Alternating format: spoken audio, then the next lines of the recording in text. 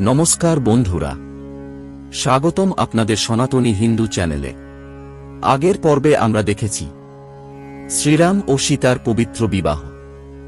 আজকের পর্বে আমরা প্রবেশ করছি রামায়ণের এক অত্যন্ত বেদনাদায়ক অধ্যায়ে, কৈকেয়ীর বরদান এবং শ্রীরামের বনবাস।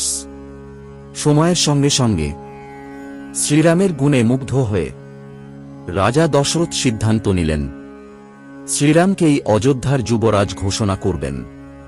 সমগ্র অযোধ্যা আনন্দে উল্লসিত হয়ে উঠল। কিন্তু এই আনন্দ দীর্ঘস্থায়ী হল না। রানী কৈকেয়ী, যিনি একসময় শ্রীরামকে নিজ সন্তানের মতো ভালোবাসতেন, তাঁর মনে বিষ ঢেলে দিলেন।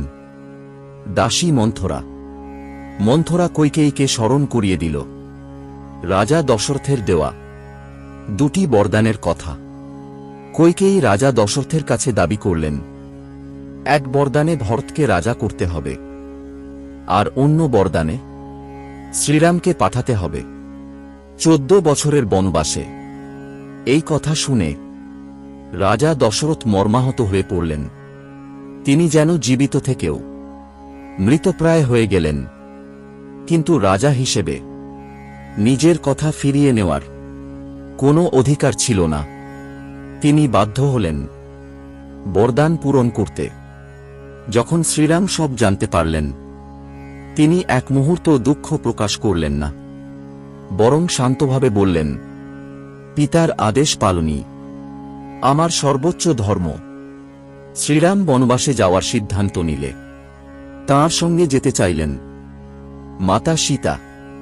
তিনি বললেন, স্বামীর সঙ্গে থাকা আমার কর্তব্য। ভাই লক্ষ্মণও ভ্রাতৃভক্তিতে আবেগাপ্লুত হয়ে শ্রীরামের সঙ্গে যাওয়ার সিদ্ধান্ত নিলেন।